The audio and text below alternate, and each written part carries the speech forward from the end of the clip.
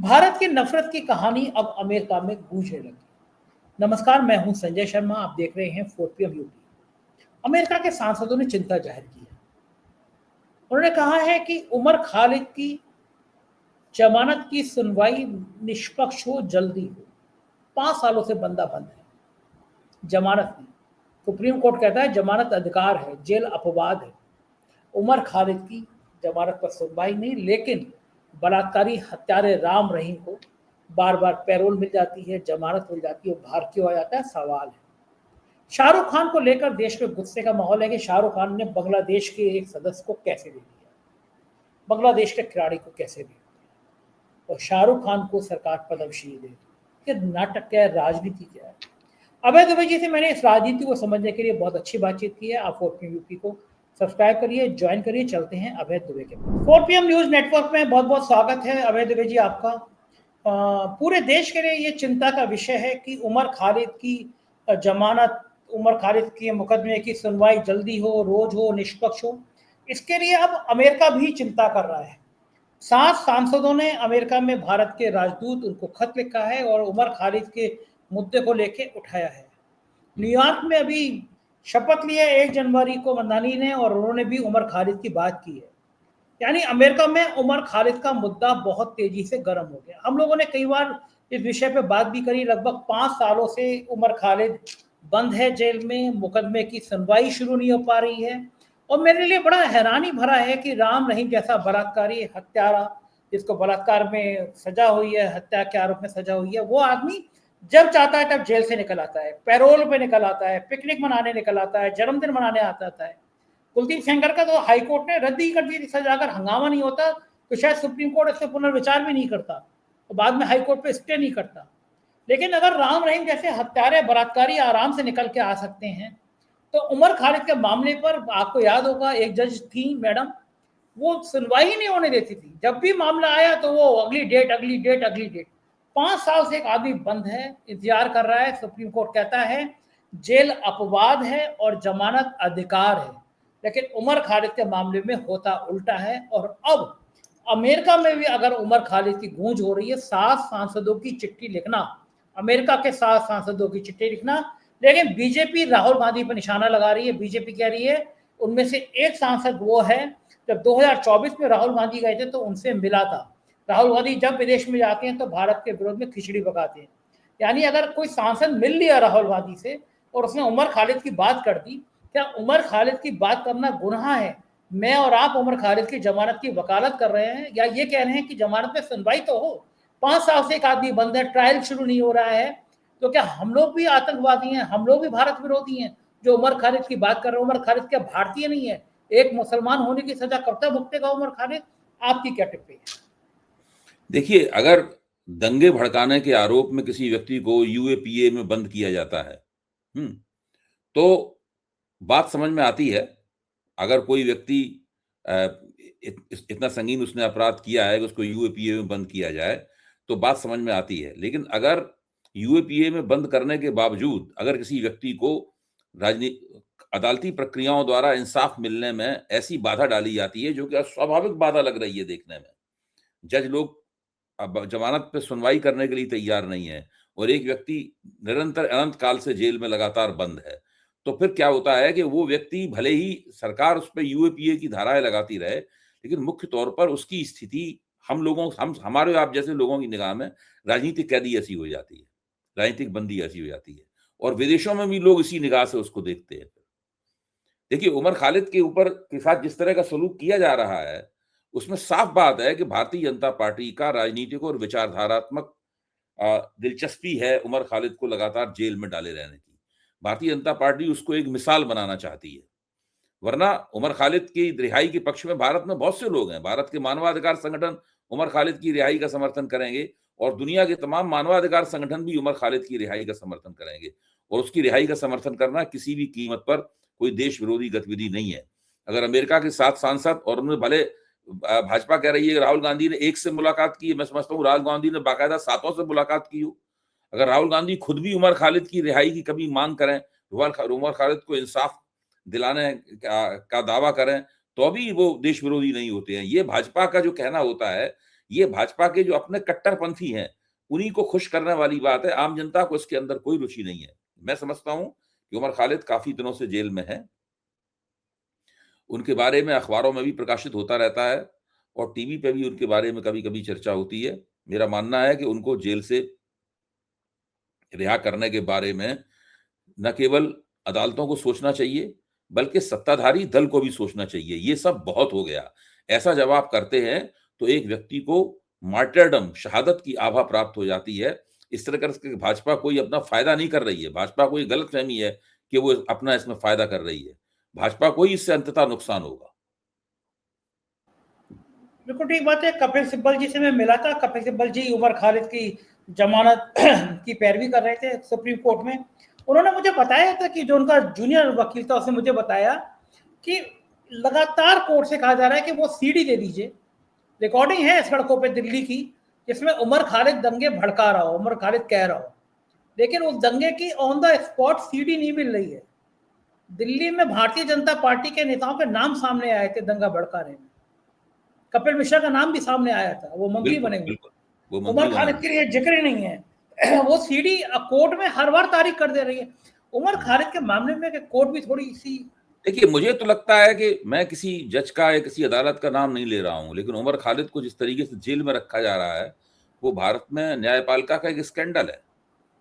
वो न्यायपालिका का एक स्कैंडल है। इस बात को समझने की ज़रूरत है। मैं मानता हूँ कि ये करके भारतीय जनता पार्टी धीरे-धीरे करके अंतर्राष्ट्रीय स्तर पर एक एक एक व्यक्ति के अधिकारों के हनन और इस व्यक्ति को जेल में बनाए रखने का बंदोबस्त करने की ज़िम्मेदार मानी जाएगी और ये इससे बचेंगे नहीं। इसका इन्हें राजनीतिक नुकसान ज़रूर होगा।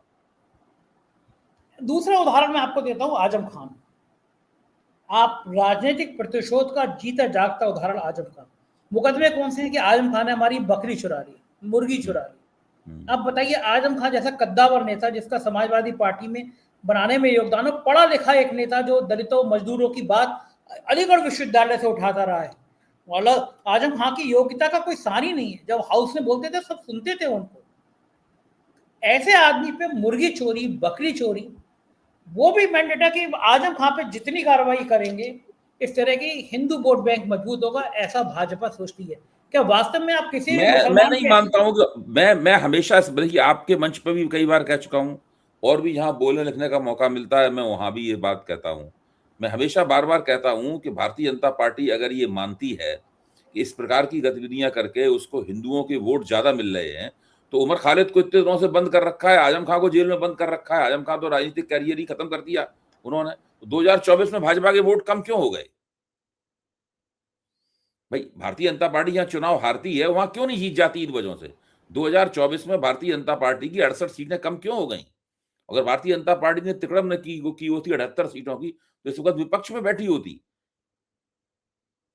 तो ये इस तरह से वोट नहीं बढ़ते हैं। भारतीय जनता पार्टी को वोट बढ़ते हैं भारतीय जनता पार्टी चुनाव जीतती है मुख्य तौर पर विपक्ष द्वारा एकता करने में नाकामी के कारण।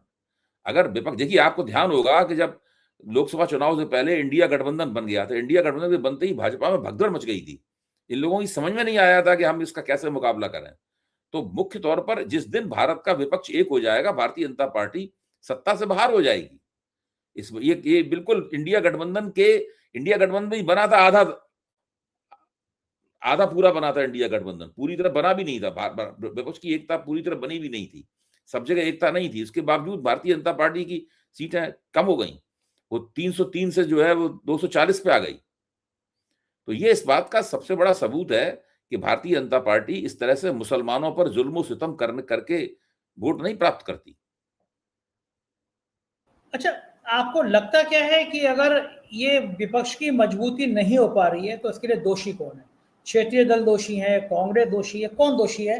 विपक्ष एकजुट क्यों नहीं हो पा रहा? कारण देखिए क्या है? भारतीय राजनीति की जो स्थिति है वो थोड़ी-सी मुश्किल तलब है, भारतीय राजनीति की स्थिति। भारतीय जनता पार्टी ने कांग्रेस के खिलाफ एक गठजोड़ कर लिया था, उसके बाद उसे सत्ता प्राप्त हो गई। और सत्ता प्राप्त हो जाने के बाद अब वो सत्ता के दम पे उस गठजोड़ को बनाए रखती है क्योंकि सत्ता का बंटवारा करती है, सबको सत्ता में हिस्सेदारी देती है, तो वो लोग भारतीय जनता सत्ता के लालच में भाजपा के साथ जुड़े होते हैं। तो कांग्रेस के खिलाफ वो उस वक़्त गठजोड़ करना आसान था। आज कांग्रेस को भारतीय जनता पार्टी के खिलाफ गठजोड़ करना मुश्किल है कांग्रेस के लिए। जो क्षेत्रीय शक्तियां हैं उनके अपने स्वार्थ हैं, वो जब तक विधानसभा चुनाव की राजनीति रहती है वो कोई गठजोड़ करने के लिए तैयार नहीं होती, और कांग्रेस को लगता है कि विधानसभाओं में उसकी हक तलफी होती है, उसे बहुत ज्यादा कुर्बानी देनी पड़ती है उसमें। लेकिन जैसे जैसे विधानसभा चुनाव की राजनीति खत्म होगी और देश लोकसभा चुनाव की तरफ बढ़ेगा, वैसे वैसे भाजपा विरोधी गठजोड़ की शक्ल राष्ट्रीय पैमाने पर उभरने लगेगी, पहली बात। दूसरी बात, जहां तक इंडिया गठबंधन का सवाल है, मैं ये मानता हूं कि इंडिया गठबंधन अब है नहीं कहीं कोई। इंडिया गठबंधन केवल संसद में कुछ जो तालमेल होता है सदन के पटल पर, केवल उसी रूप में इंडिया गठबंधन रह गया है। संसद के बाहर इंडिया गठबंधन नहीं है। अगर विपक्ष की एकता करनी है तो कांग्रेस को नए सिरे से कोई नई युक्ति निकालनी होगी, कोई नया नुक्ता ढूंढना होगा, कोई नया मुद्दा ढूंढना होगा, उसके इर्द गिर्द फिर से एक विपक्ष की एकता बनेगी। आप फिर से उसका नाम इंडिया गठबंधन रख दीजिए, उसमें कोई दिक्कत नहीं है, कोई और नाम रख दीजिए, उससे कोई फर्क नहीं पड़ता। इस वक्त इंडिया गठबंधन दरअसल जमीन पर नहीं है और उसकी गतिविधियां बिल्कुल शून्य है और गैर भाजपा विपक्ष के बीच में कोई तालमेल नहीं। अबे जी, क्या लगता है कि अगर आपको कि इंडिया गठबंधन का कौन संयोजक होता जो ये बेहतर तरीके से चल रहा होता? आपके हिसाब से कौन संयोजक बेहतर देखिए, तरीके से? अगर मेरे हिसाब से चला जाता तो मैं तो मानता हूं उसी वक्त जब नीतीश कुमार महागठबंधन में थे, उसी वक्त अगर नीतीश कुमार को इंडिया गठबंधन का राष्ट्रीय संयोजक बना दिया जाता, आज नरेंद्र मोदी सत्ता में नहीं होते। तो समय नीतीश किसने कुमार, चूक कर? देखिए नीतीश कुमार फिर बिहार में भाजपा में नहीं लौटते, वो महागठबंधन में ही बने रहते नीतीश कुमार। और ये जो एनडीए है वो बिहार में ही कम से कम 30-35 36 सीटें हार जाता। अगर लालू यादव के साथ नीतीश कुमार उस वक्त होते और कांग्रेस वगैरह सब एकजुट होते इंडिया गठबंधन के रूप में, तो उसी वक्त नरेंद्र मोदी सत्ता से बाहर हो जाते और इसका एक संचित असर दूसरे राज्यों में भी पड़ता इसका। तो वो तो बहुत बड़ी गलती हो गई है और उस गलती में कई लोगों की हिस्सेदारी है। उसमें राहुल गांधी की भी भूमिका है उस गलती में, उसमें ममता बनर्जी की भी भूमिका है उस गलती में, उसमें अरविंद केजरीवाल की भी भूमिका है उस गलती में, कई नेताओं की उसमें भूमिका है। जब नीतीश कुमार ने ये देखा कि भाई हमें तो ये बना नहीं रहे हैं और हमसे ये उम्मीद करते हैं कि हम बिहार की कुर्सी तेजस्वी यादव को दे दें और हमको यहाँ कुछ मिलने वाला है नहीं, हम क्या राजनीति करेंगे, तो सोचे उन्होंने तुरंत उठ के वो चले गए उस मीटिंग से। उसके बाद दोबारा वो कभी इंडिया गठबंधन की गतिविधियों में शामिल नहीं हुए और वो चुपचाप बिना किसी को कुछ बताए हुए दोबारा एनडीए के साथ चले गए नीतीश कुमार। उसके बाद से उसका भारतीय जनता पार्टी को कम से कम इतना फायदा हुआ कि भारतीय जनता पार्टी की गठजोड़ सरकार बन गई। इतनी नाराजगी थी 2024 में भाजपा के खिलाफ, अगर नीतीश कुमार इधर रहते और जिस तरह उत्तर प्रदेश में भाजपा हारी है उस तरीके से बिहार में भी हार जाती तो आप समझ सकते हैं क्या होता। इसके लिए हम लोगों को नए मैथमेटिक्स करने की जरूरत तो है नहीं। अच्छा, अब आपको क्या लगता है कि बंगाल में कांग्रेस को और ममता बनर्जी को मिलकर चुनाव लड़ना चाहिए या अलग अलग लड़ना चाहिए, क्या बेहतर होगा? देखिए, बंगाल में जो तृणमूल कांग्रेस है वो इतनी ज्यादा मजबूत और सक्षम है, उसको किसी पार्टी के साथ गठजोड़ करने की आवश्यकता नहीं और इस बात को उसने बार बार साबित किया है। कांग्रेस भी इस बात को समझती है, तो वो कोई मतलब नहीं है। वो लोकसभा में भी तृणमूल जो है अकेले लड़के भाजपा को हरा सकती है, हरा चुकी है। विधानसभा में भी अकेले लड़के भाजपा को हरा चुकी है, हरा सकती है। तो वो उसमें कोई कांग्रेस के साथ गठजोड़ हो, सीपीएम के साथ गठजोड़ हो, ये मुझे कोई उसकी संभावना नजर नहीं आती। कांग्रेस के साथ तृणमूल का गठजोड़ तभी होगा जब तृणमूल जो कांग्रेस को दे वो कांग्रेस लेकर मान ले, 1 सीट दे, 2 सीट दे, 5 सीट दे, उसको भाई हाँ ठीक है इसी पे लड़के खत्म करेंगे बात। तो वो कांग्रेस मानेगी नहीं, कांग्रेस की शान में उससे गुस्ताखी होगी, उससे फिर गड़बड़ हो जाता है मामला। तो मुझे नहीं लगता कि बंगाल में कोई गठजोड़ की संभावना है। अलग अलग हिस्सों से देश की अलग अलग कुछ खतरनाक, कुछ खौफनाक, कुछ दर्दनाक तस्वीरें आ रही हैं। बीएसएफ का बहादुर सिपाही है, सेना के लिए सिक्योरिटी के लिए अपनी देश पे अपनी जान कुर्बान करने के लिए बॉर्डर पे खड़ा होता है और देहरादून में उसके बेटे को मॉब लिंचिंग हो जाती है, मार दिया जाता है। आज मैं उस पिता का वीडियो देख रहा था, मेरी आंखें नम हो गई।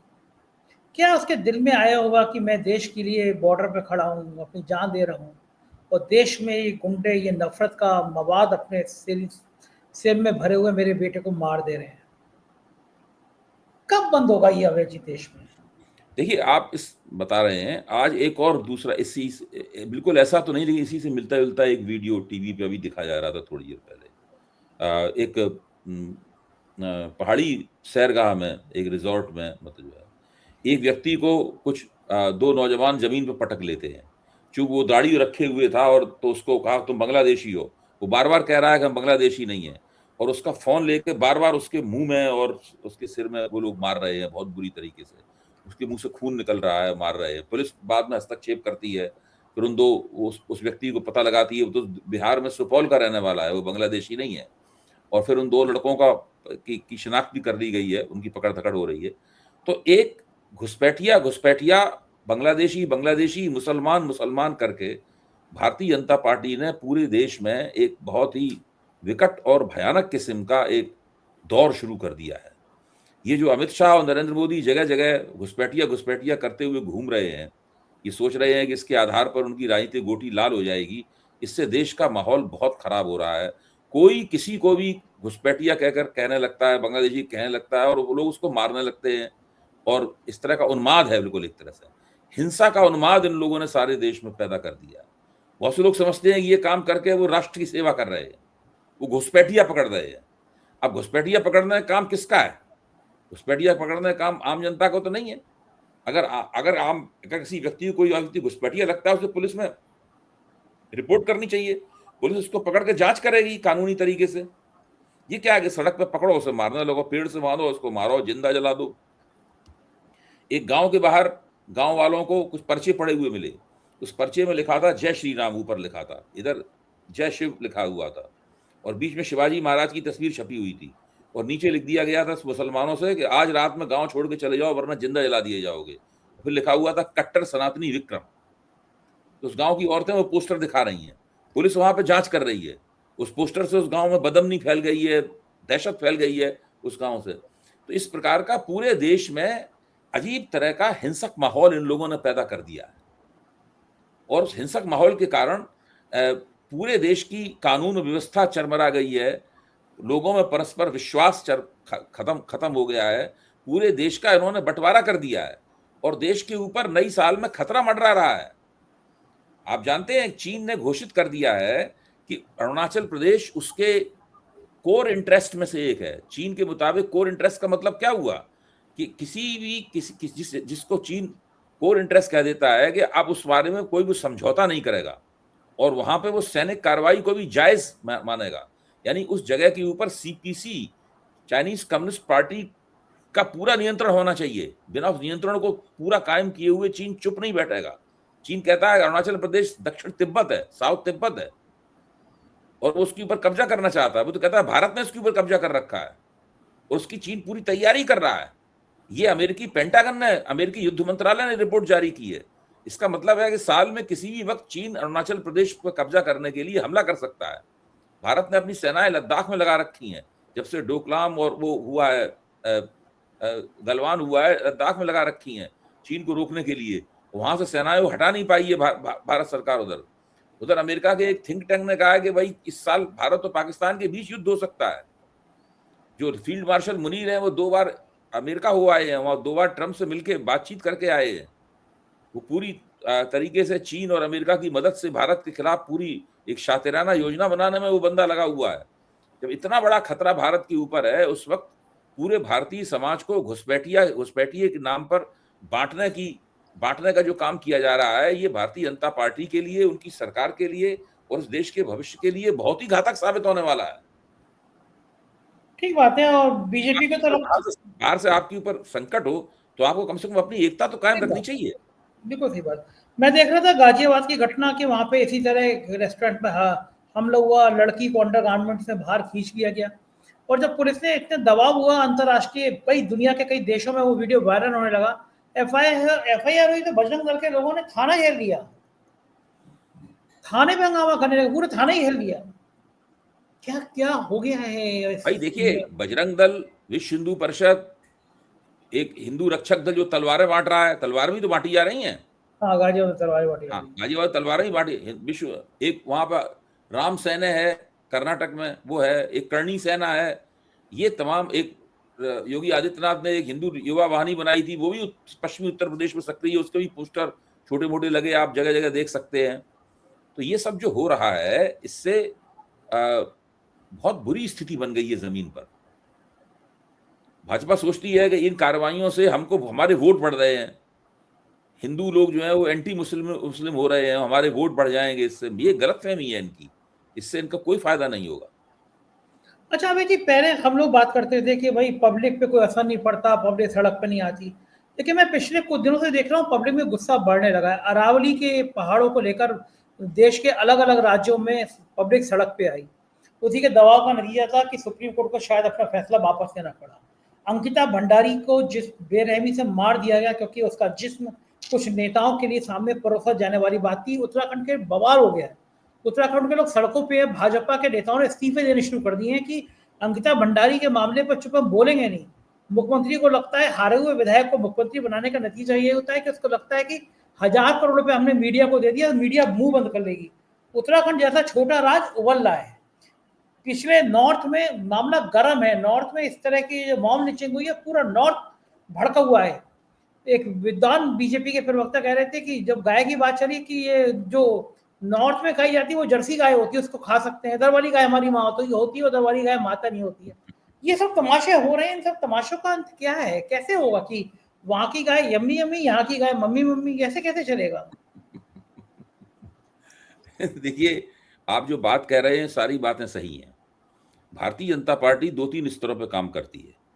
एक स्तर ये है कि एक स्तर है, इस पे नरेंद्र मोदी काम करते हैं और नरेंद्र मोदी जगह-जगह अपना उदार चेहरा दिखाने की कोशिश करते हैं, हैं? नरेंद्र मोदी का ज़हर जो है वो निकलता है चुनाव के वक़्त। नरेंद्र मोदी चुनाव के दौरान जब बोलते हो तो विश्व वमन करते हैं, है कि नहीं? बाकी वो अब चर्चों में जा रहे हैं, ये कर रहे हैं, वो कर रहे हैं, मुस्लिम देशों के नेताओं से मिल रहे हैं, उनसे इनाम ले रहे हैं, उनकी दी हुई टोपी पहन रहे हैं। ये इस तरीके से पूरा इनका काम चलता है। ज़मीनी स्तर पर बजरंग दल और विश्व हिंदू परिषद और दूसरे इस तरह के छुट्टे सांड की तरह घूमते हुए जो तथाकथित हिंदू संगठन है, ये लोग समाज में सांप्रदायिकता, आक्रामकता, हिंसा का समावेश करते हुए घूम रहे हैं। मैं फिर बार-बार कहता हूं कि भारतीय जनता पार्टी की जो रणनीति है, भले ही इनको अभी इस वक्त लाभकारी लगे, लेकिन अंततः ये इनके लिए नुकसानदेह साबित होगी। और इनके खिलाफ असंतोष, आपने बिल्कुल ठीक कहा, इनके खिलाफ असंतोष खदबदा रहा है, उबल रहा है अंदर। इनको दिखाई नहीं पड़ रहा है असंतोष। अब आज शाहरुख खान को पूरे समय कुछ छुटवैये नेता गाली देते रहे। संगीत सोम ने शाहरुख खान को गद्दार कहा, राम भद्राचार्य ने शाहरुख खान को चरित्रहीन और गद्दार कहा। उसके बाद वो गुर्जर जो हैं यहाँ पे लोनी के विधायक, उन्होंने शाहरुख खान को गद्दार और उनको कहा जिहादी जानवर। आप भाषा देखिए, शाहरुख खान को जिहादी जानवर कहा। एक ऐसी महिला है जो किसी विश्व हिंदू परिषद की शायद जिला अध्यक्ष है, उसने ऐलान किया कि शाहरुख खान की जीभ काट के लाओ, मैं उसे 1 लाख रुपए इनाम दूंगी। मतलब इस तरह की बातें लगातार हो रही हैं बिना ये सोचे समझे हुए कि क्या किया जा रहा है। भाई शाहरुख खान ने एक बांग्लादेशी क्रिकेटर को अपनी टीम के लिए खरीद लिया, मुस्तफिजुर रहमान को खरीद लिया अपनी टीम के लिए, जो फास्ट बॉलर है। वो आईपीएल में लंबे अरसे से खेलता है और उसकी बोली वहां पर आईपीएल में किसने लगने दी? जय शाह ने लगने दी। जय शाह अमित शाह के बेटे हैं, उन्होंने लगने दी उनकी बोली। अभी फरवरी के अंदर 2020 का वर्ल्ड कप होगा भारत में, तब बांग्लादेश की टीम खेलेगी कलकत्ता में मैच और भारत के साथ 4 मैच खेलेगी बांग्लादेश की टीम। आप सोचिए, क्या फिर भारत की टीम बांग्लादेश जाएगी, वो खेलेगी वहां पे 2020 खेलेगी, टेस्ट मैच खेलेगी। बांग्लादेश पाकिस्तान के खिलाड़ियों की तरह प्रतिबंधित नहीं है यहाँ पे। यहाँ तक कि पाकिस्तान के साथ भी कोलंबो में भारत की टीम खेलेगी। और यहाँ पर ये जो जिसको नफरत, हमारे एक मित्र नफरती चिंटू बोलते हैं इन लोगों को, अच्छा शब्द है नफरती चिंटू। ये नफरती चिंटू, बहुत घटिया किस्म के लोग, ये सब लोग किस तरह की भाषा का इस्तेमाल कर रहे हैं और इनके खिलाफ कोई एक्शन नहीं होता। इस महिला ने कहा है शाहरुख खान की जीभ काट के लाओ, क्या उस महिला को जेल में नहीं डालना चाहिए? ठीक है, देश की शान है शाहरुख खान। पूरी दुनिया में उसका डंका बजता है। दुबई में मैंने देखा शाहरुख खान का जलवा, और कितना शांत इंसान है वो, और कितना। वियना में, मैं यूरोप में घूमते हुए लोग शाहरुख खान के प्रशंसक मुझे मिले थे। हाँ, वो पूरी दुनिया में भारतीय उसका नहीं डंका थे, वो ही बजता लोग है। थे, विदेशी थे, जर्मन थे। हमारे देश में ये उसके बेटे को गलत आरोप में फंसा दिया जाता है शाहरुख खान की बात की। नहीं, मतलब ये सब लोग, और शाहरुख खान को सरकार पद्मश्री दे चुकी है, उनको राष्ट्रीय पुरस्कार मिल चुका है, 1 नहीं 2 बार। आप सोचिए, हाँ, ठीक अभी बात है। जवान के लिए उनको, उनकी टीम जवान के लिए उनको पुरस्कार मिला था अभी। उससे पहले भी राष्ट्रीय पुरस्कार जीत चुके हैं, पद्मश्री प्राप्त हैं वो। कायदे तब से ये पद्मश्री शाहरुख खान है वो, उसके ऊपर इस तरह की बात ये लोग करते हैं। बिल्कुल ठीक बात है, बहुत अमिताभ शर्मनाक, बच्चन को आप जानते ही हैं, कितने महान आत्मा है ये। बहुत शर्मनाक है। बहुत बहुत शुक्रिया अभय जी, आपने समय दिया बातचीत की। ये था अभय दुबे जी, पूरी बातचीत आपने सुनी, कैसी लगी बातचीत बताएगा जरूर। शुक्रिया, थैंक यू।